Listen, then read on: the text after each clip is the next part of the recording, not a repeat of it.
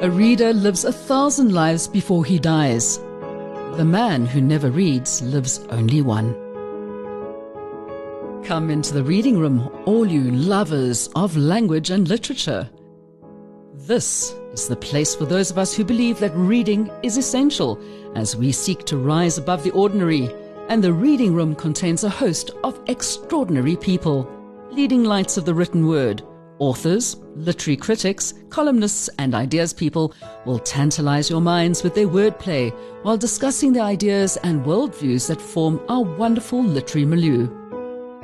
Come step into a world of magic, the place of undiscovered treasures, a room of reading.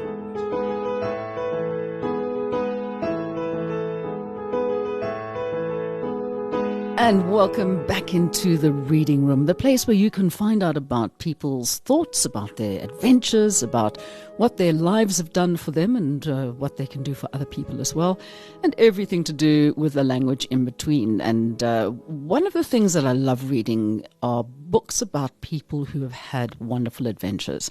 Most of them obviously autobiographical, and hearing stories about people who have done things that people thought, oh, there's no ways anybody can do that. But one of them is sitting with me in the studio right now.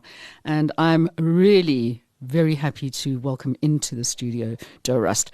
Now, for those of you who haven't heard about her, I'm going to let her tell you all about herself. But she's a bit of a daredevil and a woman with gumption, so they say. Welcome to the reading room, Jo. Thank you so much for having me. Okay, now it says on your bio that you're a mental coach. I know, Yes. not, I'm calling it a mental coach because I'm thinking you must be mental to do what the things that you've done. All right, so what is your background before we get into anything? So I've been doing the whole adventure travel thing for quite a number of years. And before that, I was in my 20s, and I mean, this started way back in 2007, so it's been a long time. And when I decided I wanted to be the first woman to go around Africa, that was 2007. So it's been, 14 years since then. Wow. Okay. So, but it's not just about going around Africa. It's about being the fastest woman cyclist from Johannesburg to Cape Town. Well, that's how it started out. Yeah. So it started out on a bicycle, and the idea was to cycle around Africa. And at the time, so like I said, this was back in 2007, 2008, thereabouts. And I tried to get sponsors on board, and everyone just said to me, look, you're nuts. This is never going to work. It's never going to happen. It's too much of a risk. I mean, woman alone, traveling on your own. On a bicycle. On a bicycle, which is not like the fastest medium of getting around. But I was very adamant. I am an extremely stubborn person. And I just said, well, I will just show you. I'll just do it. And I started out with cycling from Joburg to Cape Town. That was in 2008. Yeah. And that was fastest female cyclist from Joburg to Cape Town, solo. And still, no sponsors. Everyone is still, we're still not buying into this. This is not a good idea. Yeah. And so next came up, I cycled around SA. So I did the whole border around SA. That was 6,000 Ks in 100 days. Yeah, on my own as well. So that one, I was the first person to have done that solo. And then came the big one. So after all of that, still no sponsors, people still saying I'm nuts, this is never going to work. But I was just so adamant, when you just know you're supposed to do something. And I knew this is what I'm supposed to do, even though people thought that I was nuts. Well, I think you'd have been completely nuts to do it on a bicycle. So I can understand, look, going on a motorbike is a hell of a lot easier on the body. Yeah. But then there's also the problem that comes with it, that's the breakdowns and not being able to get fuel. And at least it can get you out of dodgy situations a lot quicker. Why the change over to the motorbikes rather than the cycling? Well, I think exactly for the reason you mentioned. I think the universe also realized, look, this is not a good idea. So when I started to do the whole around Africa thing on the bicycle, I started out from Camps Bay and made it all the way up to northern Angola on my bicycle, where one fateful Saturday, so it was about 3,500 Ks. Yes. And one fateful Saturday morning, this Ford pickup pulled over, which was never, it wasn't strange. A lot of people would pull over to want to talk to me because it's not normal seeing a girl on her own. On a bicycle. On a bicycle in the middle of nowhere. And, but out of this Ford pickup piled 4 men with machetes and knives. And that's when I realized, well, they're not here to talk or chat. And so I grabbed what I thought was my one pannier bag with my journals in it and all my paperwork and made a run for it because I realized, they say to me, give it over, hand everything over. And so I did, and I ran into the Angolan bushveld, and they took off. And there I was standing in the middle of nowhere with one pannier bag, not knowing what to do. But that is a problem for most of the books that I've read, and I'm sure you've read most of them as well, about people, women specifically, who have done trips on their own, wherever it may have been. That is a big part of a problem. And I'm sure you've heard about Julia Albu, who did her wonderful trip from South Africa to England in her 20-year-old Toyota Conquest. Oh, yes. At the age of 80. Yes. Okay, my African conquest, where I think we were more worried about her having any issues, not just breaking down, but having issues in various places at border posts. Being an 80-year-old woman. Yes. But I think that women are fairly resilient. Who came to your rescue? And we don't want to say, Prince Charming or whatever, because, we're not Rapunzel lying down waiting to be rescued.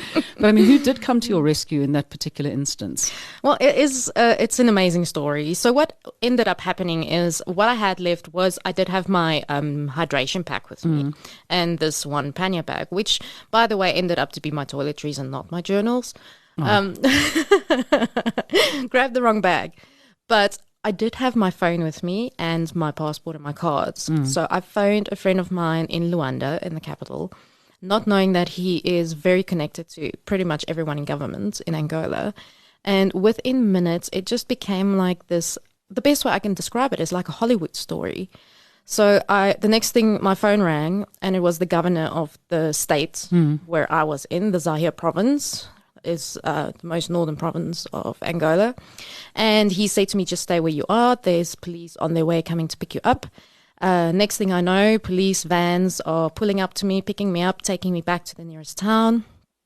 And it's like they deployed the entire police force in that area. The governor then flew in to come and fetch me. They sent 2 helicopters from Luanda to search for these perpetrators. Yeah. And I'm standing there and I'm like, guys, it's just a bicycle. But did you get the books back? Well, yes, I did. So what ended up happening is they said, okay, so they searched for these guys, and this happened on the Saturday. So by the Monday, they said, okay, look, if we haven't found anything, then we'll help you get back home. But I'd already then decided that I want to start over on a motorcycle because I realized that, okay, bicycle, I'm so exposed to the elements, number one. Number two, I'm going at a pace where someone can easily outrun me because I have so much that I'm carrying with me that I said, okay, I want to start over on a motorcycle. And they didn't find anything. And I came back home. They helped me come back home. And when I got back home, I received a Facebook message, nonetheless, from the Minister of Local Government in Angola, apologizing for what had happened and saying to me, if there's anything we can do to help you, please let us know. We feel terrible about what happened. And I just took a big chance. And I said to him, well, you know what? I actually want to start over on a motorcycle. Would you guys be willing in looking at helping out in, financially, specifically? And he said to me, well, send me a proposal and a budget. And I was like, okay. I knew nothing about motorcycles. I knew nothing about motorcycle travel. That was going to be my question. Had you ever ridden a motorbike before? No. Okay. So there I was crunching numbers, frantically trying to figure out, okay, what is this going to cost me and what do I need? Because all of a sudden it's not just a bicycle. Now you need fuel. Now you need parts. Now you need, paperwork for the bike. And so I read countless online forums on people who had done it before to try and figure out, okay, what is it that I need? And I put together a proposal and a budget, sent it off to them. And about a week later, I received a reply and they said, yeah, Oh, fantastic. Yeah. Well, that's useful. Out of adversity comes something fantastic. Yeah. But so then crash course in, hopefully not literally a crash course, but a crash course in how to ride a motorbike and do it off-road as well. Because, I've ridden motorbikes my entire life. Yeah. And even now, still to these days, I sit there and think, I don't know if I want to get back on a motorbike and go jolting through on bad roads here, there and everywhere. Who took you under their wing and got you riding? I literally got my license 2 weeks before I started over on my journey again. And I had this friend, Kurt, and he helped me, gave me a little crash course in mechanics, showed me how to change a tire, how to fix a puncture, how to do a main service on the bike. I think because I've always cycled throughout my life since I was a kid, it makes that transition to a motorcycle much easier. So the first time I did get on the bike, I nearly fell over. And I thought, okay, I was so scared. And I thought to myself, okay, I just need to do this and get over that feeling of being scared of doing this. And I got going. And I went for coffee at a friend's place, and it got a bit better as I got used to it. But it was literally, I threw myself in the deep end. I really did, because I had no idea what I was, letting myself in for. Because Angola, to this day, I still think Angola is where they make sand. I can well imagine. I've seen some wonderful stuff, and there was I'm trying to think. I can't remember the name of the book. I'm sure somebody will let me know at some stage, of somebody who came from England down to Cape Town and did basically around the bulge, but then they couldn't go through Mauritania. That's one of the reasons why the Dakar stopped going to Dakar. And she came all the way down through Angola as well. And she said also her entire trip was just like all about sand and getting stuck. And I was thinking, oh my goodness, I'm quite adventurous, but there's just no ways I'm going to do that. Yeah. I have to take my hat off to all of you who have done that. Okay, so what bike was the one, and why did you decide on the bike that you went on? So when it came to deciding, okay, what bike am I going to use? Like I said, I was reading all these online forums, and it came down to, it has to be a bike that I can easily work on. Yeah. It has to be a bike that's very simple, mechanically put together. It has to be a bike that I can pick up on my own. Yeah. And it came down to the BMW F650 GS Dakar. The Funduro. Yeah, man. I had a Funduro, best bike going. Absolutely, 100%. That little Rotax motor just keeps going forever. Yeah. Yeah. And it gave you no trouble the whole way around, I'm sure? No trouble whatsoever. So I serviced it myself every 5,000 Ks. I went through only 2 sets of tires. The entire trip was 45,000 Ks. And really no trouble. The only trouble I had was with my suspension, but that was in northern Kenya, which now it's a tarred road. Back when I did it, it was called Hell Road, because it was, at the time, it was 500 kilometers of just corrugation. It was horrible. And what would happen is your suspension would overheat and then it would blow. And that's exactly what happened to my bike. But friends of mine then gave me a spare that they had back here in South Africa, and TNT flew it up for free. I put it back in, and by that time I had learned how to work on my own bike, and it was amazing. I loved it. Absolutely loved it. Motorbikes are the best. They really are. They are. Okay, so the route that you took, obviously up through Angola, all the way up the west coast? Yes, so all the way up the west coast.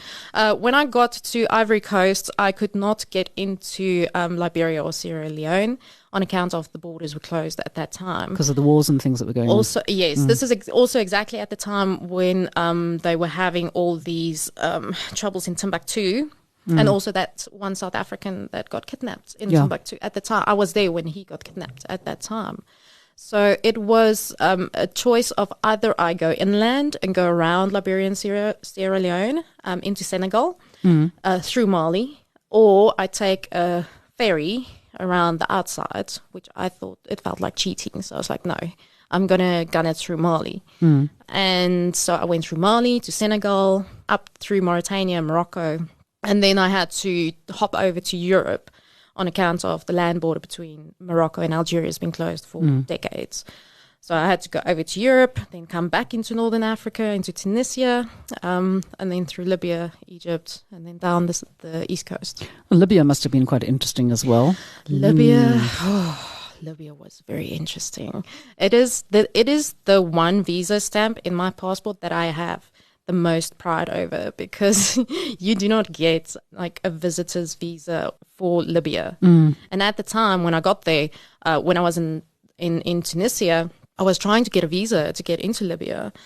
And this was exactly at the time when it was during the Arab Spring as well. So I don't know if you remember the Million Man March in Egypt that happened at the time. So I was right there at this time when all of this was going on.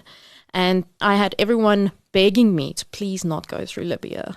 Like everyone, my friends, the friends I met in Tunisia, everyone around the world who's reading my blog, everyone's like, please do not go through Libya because you will die. But again, you know, I just knew I had to do this. I just knew it would be fine. And it's, you know, it's difficult to explain that to someone when you're going through it at the time, because you do seem a bit mental and they're thinking, this is not a good idea, but okay, you do what you need to do. And I ended up through a friend of mine who's in the military in Tunisia, contacted a friend of his in the military in Libya, who happens to be part of the Libyan Motorcycling Federation, who contacted the tourism industry, the Minister of Tourism in Libya, who happens to be a woman, or was at the time, and only through personal invite from her could I enter Libya. Wow, okay. Yeah. So it helps to know people who know people. Yes, it's not what you know, it's who you know.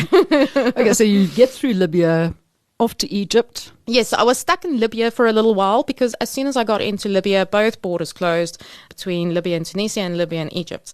So there I was, landlocked in Libya during war. And in my book, I do write about this, and I will never forget this, because it was one of the most ironic moments of my life ever. I was driving around. So the language barrier was the worst in Libya. Because so few people spoke English and my Arabic is very limited. And so they say to me, okay, we're going to keep you here in the capital for a couple of days whilst things calm down, because it literally was a war zone. I mean, I would lie in my hotel room at night and listen to bombs going off around me. And I was driving in an old open Jeep with this guy that was looking after me. And He still had on a tape. He was playing on a tape. Tracy Chapman's talking about a revolution. Yeah, and we're driving around with bombs going off around us in this Jeep with this song blaring on this radio, and I just thought, oh my soul, this is the most ironic moment of my life. Did you bump into any South Africans when you were on your trip around this area? Because I know at one stage in Libya, when those things were happening, there were a lot of South African reporters and journalists who were up in the area. Did you come across any of them at any stage? I mean, did you bump into a lot of people that you... I didn't. And this Not at all? No, because this was the other interesting thing, because it was at a time when everyone was being forced out of the countries. So I was the only person trying to get into these countries whilst everyone is being forced out of these countries. And I didn't meet reporters. I didn't meet any other, motorcyclists or adventure travelers. And it was strange for me to not meet other people. That is very odd. Yeah, it was. But it was such, it's very difficult to explain. I mean, it's a twilight zone. It really is. It feels unreal. And then you came back down at the East Coast, or did you come down through the center? No, I came down the East Coast, so from Egypt down to Sudan, then Ethiopia, Kenya, Tanzania, Malawi, Mozambique, Swaziland, back into SA. And how long did this all take? So it took about a year. But of that year, 6 months was probably proper riding time. Because the other thing is also, logistically, it was a very difficult thing to do because of the visas. Some visas are valid from date of issue, some are valid from date of entry. So you have to try and figure out all these logistics. And it was very difficult. But TIA, this being Africa. Yes, this is Africa. This didn't bother me at all. So when I left here, I had visas up until Cameroon.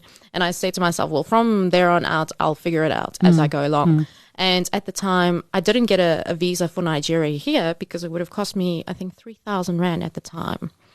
And so when I got to Gabon, I went in Libreville, I went to the embassy for Nigeria. It cost me $100. one day, 24 hours, and I got my visa. And I was like, you see? Yeah, things work out. Things work Sometimes out. it's better to travel, hopefully, than to arrive. Well, exactly. And also, like I said, TIA. In Nigeria, my visa expired, and it took, going into a dodgy alley in the back of a car and handing over your passport with $100 notes in it. And then, you get it, they hand it back to you with a whole new visa. So all of these stories are in your book. Yeah. And we haven't even mentioned the name of the book yet. Yes, so it's called Woman Alone Around Africa. Okay, which says it all, really. It's kind of, yeah. but that is, it must have been really soul-destroying sometimes when you're sitting there and you don't see anybody and you don't know where you are and you've got nobody to talk to you in your own language. How did you get through that part of it? That would have been the one thing that would have made me completely crazy.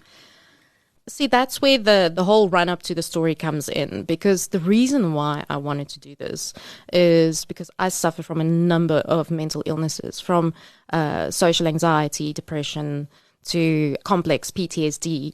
And this trip was my way of fighting against that and trying to figure out, how do I control these things and how do I get over, my severe anxiety. And for someone who suffers from severe social anxiety, to be on your own in a foreign country, not being able to speak the language, it was, again, like I said, I like to throw myself into the deep end. But you learn that, in general, people are actually good. In general, people will always try and help you. 99% of the people I came across always just wanted to help me. 99% of the people I came across were always very generous, very kind. And you also realize language is not an issue. Language barriers are not an issue.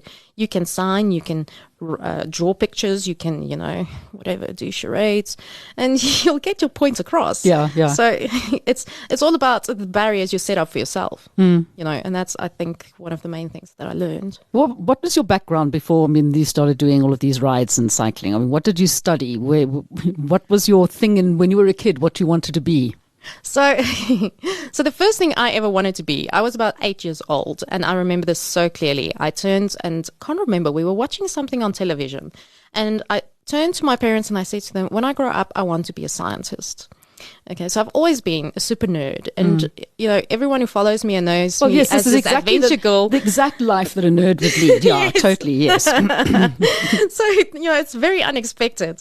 But I've always been the kind of person who needs to understand how things work and why they work that way. And that's exactly why I did this trip, is so I could understand why I struggle with my anxiety and how to deal with it, how to control it. And so I didn't study when I finished school, which I'm actually kind of glad about now, because I probably would have ended up studying something that I would have hated. So now that I've done all of this, and over the last couple of years, I've had my own business running training and tours, adventure motorcycle training and tours. I was brand ambassador for BMW, brand ambassador for KTM. But that's something we have in common. I was also a brand ambassador at one stage for BMW. Hey, there you go. Yeah, nice company to play with.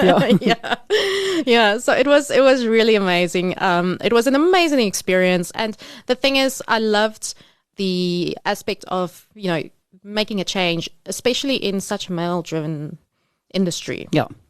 So it was very difficult getting into people accepting a female as an actual instructor, until I went through and became an internationally certified instructor through BMW and did more certifications. And after a while, people get to realize that you know what you're doing, and it's okay to listen to a girl sometimes. It is a very strange little world, that one. Whenever, like, I had a Harley and riding I was the only girl with a Harley at the time, and pretty much in South Africa.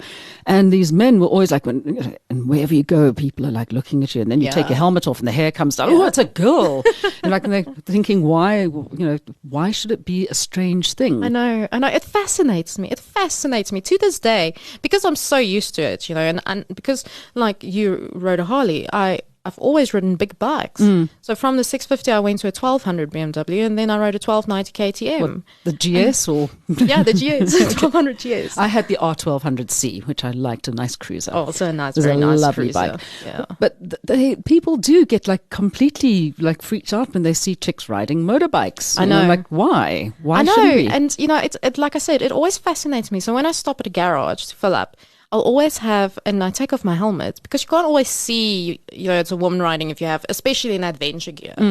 And I'd always have like someone come up to me and say, "Aren't you scared?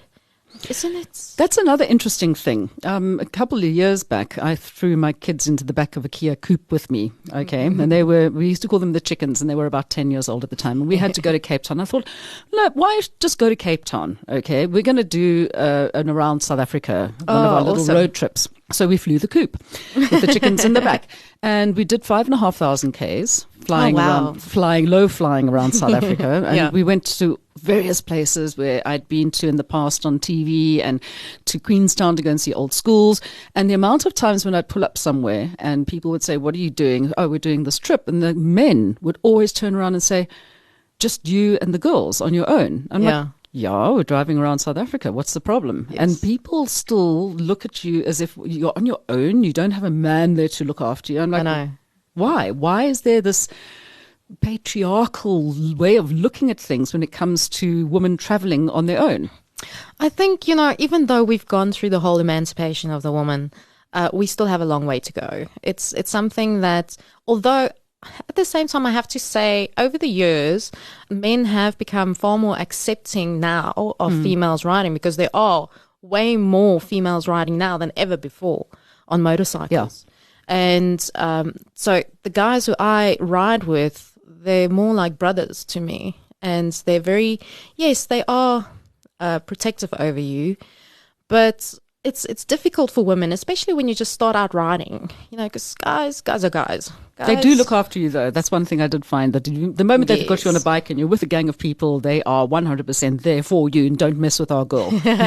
Exactly. I always say, the moment I got into a motorcycle, I became a family member of the biggest family on earth. Yeah. Because it's a family. If you ride a bike, you are automatically a family member. Doesn't matter what bike you ride.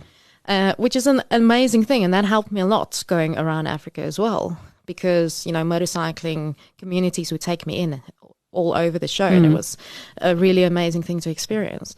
But yeah, I think it does fascinate me, and as someone who aspires to go into psychology and psychiatry, even, it does fascinate me as to why we still struggle with that. Why are men still like, yeah, but you're a woman, and you can't do this on your own, and you should have a man with you. I can do anything a man can do, and I can do it better backwards and in heels, and I can give birth to a child. Okay, so try and get that one. Yeah, no, it's one of those kind of things, and it is changing. It is changing, but slowly. Yes. I mean, I think men get like really kind of. You start talking to them about upper control arms or how to change the tire on a bike. I mean, they look at you like, how do you know this stuff? I know, which I love, and because of what I do, and I mean, this used to be my job, so I would teach guys how to change tires and how to fix a puncture, and but like I said, it's come a long way, and guys are far more accepting of it now. And I have to say, especially in the last 2 years, when I started out, I had the attitude was, "You're a woman, what are you going to teach me?" But as Did you throw your book at them? I hadn't published my book at the time. I know, it's a brand new book. I know. You should throw it at them and say, "This is what I do." Well, the thing is, I'm all about action. So, there's a saying. What is it? I love it so much. Your actions, or what you're saying. I can't hear what you're saying because your actions speak so loudly. So I'm all about doing rather than talking about it. Exactly. I'll show you. Yeah. What are you going to teach me? And then I'll be like, well, I'll show you. Yeah. And it took a while, but, men became far more accepting. And over the last couple of years, I never get someone who questions me anymore, ever. Most of my clients became men who would come for training. I would never have an issue with, sexism at all. So it has come a long way. We still have a long way to go, but it has come a long way. Yeah, it is difficult as a female to be accepted into what is notoriously a male-dominated kind of milieu with racing cars as well, same issue. Yes. And you have to get used to the male kind of A-type personality.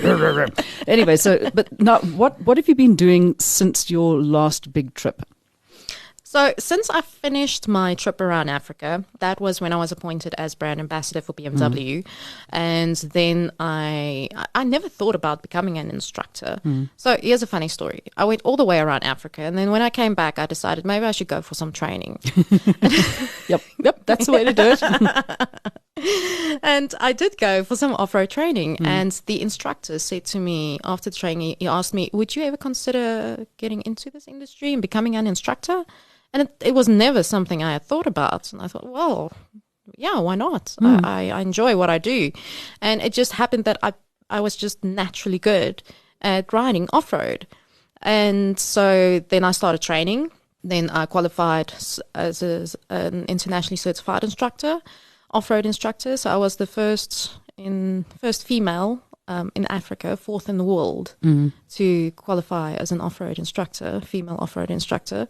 Then I started giving training. Then I started up my own company and offered adventure tours for both local and international markets. And then KTM poached me last year. So then I went over. Yes, they call it the dark side. They poached me over to the dark side. And I then rode for KTM for about a year. And then earlier this year, I actually retired indefinitely for the time being to focus on my studies and to focus on my mission. So like I said, this journey was all about trying to figure out why I struggle with the things I do in terms of mental illness. And it helped me to figure it out throughout. So for the last 30 years, I've been reading and studying and going for counseling and trying to figure this out and riding around Africa. And it's taught me so much and it's helped me incredibly. So now I want to teach other people how to be able to deal with mental health issues. And it's something that is very close to my heart. So I'm planning on enrolling to study next year. So the idea is to do a degree in psychology and then after that apply to med school. And then I know. Right. Okay. Well, there's no keeping you down, it seems. I don't know how to not dream like big. So the idea is, so do a degree in psychology and then med school and specialize as a psychiatrist. But in the meantime, I am a qualified counselor, and I used to do a lot of volunteer counseling for SADAG, the South African Depression and Anxiety Group. And so I'm just working on getting that business up and running. And I've put together an online course, which I also sell to people. So it's 12 weeks online, equipping you with a number of tips and tools and techniques that I've learned over the years to help you with a number of mental health issues. That sounds like a lot of people need that kind of thing as well. I've always found that exactly the same thing. I think the people who really suffer with, as you said, anxiety, social issues, depression, all of those things are the ones that usually, if you can get them off their butts, of course, will go out and do the wild things. Yeah. Now, is the book about just your travels, or is it about bringing in those issues as well? A bit of both. It's a bit of both. So I have actually started writing a second book now, which is far more focused on the mental health aspect of it. But the book it has a bit of both in it. So it's autobiography, but it focuses on both my travels, being a bit of an information guide for people who aim to do the same kind of adventure traveling through or around Africa, but also a bit about my background before I started, doing crazy stuff like riding around Africa. And where can people find the book?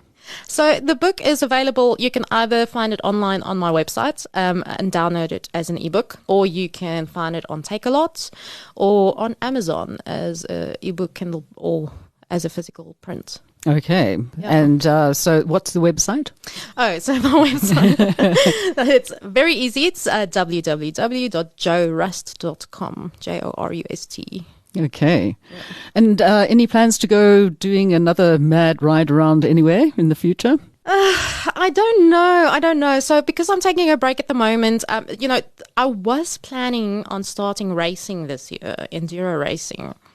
But then, life kind of had another plan for me. So because I'm so focused on my new business and studies and everything at the moment, there's no time for that. Yeah. And that's why I decided, okay, I'm putting the motorcycling aside just for a little while. I do miss it so badly. So at the moment, I have this little 150cc scooter that I actually rode here. And it is so slow, but it's... They're lovely, aren't they? It's 2 wheels, and But I do miss it so badly. And I do obviously want to get back on a bike at some point. At one point, the dream was the Dakar, but I don't see myself doing that. Well, you never know. But a couple of years in the future, we'll find you sponsors. Maybe after med school. After you finish med school and all of that, yeah. We'll go and show Camille and all of those guys over on the Dakar that, I think that would be actually wonderful.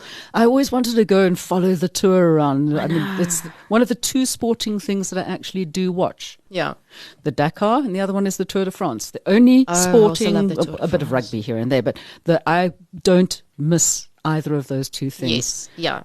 So Dakar always, 1st of January, Dakar. Everyone is like, that countdown to Dakar.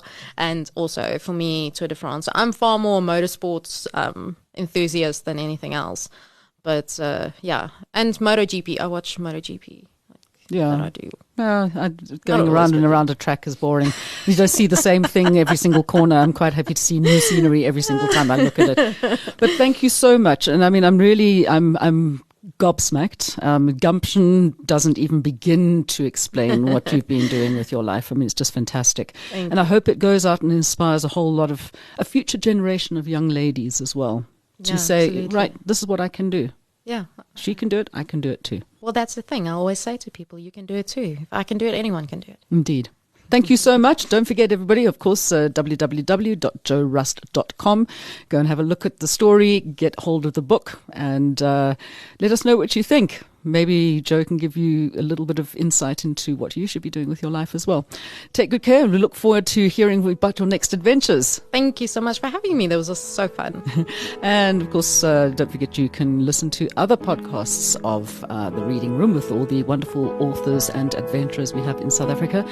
Just keep on telling your friends about it as well. Bye-bye.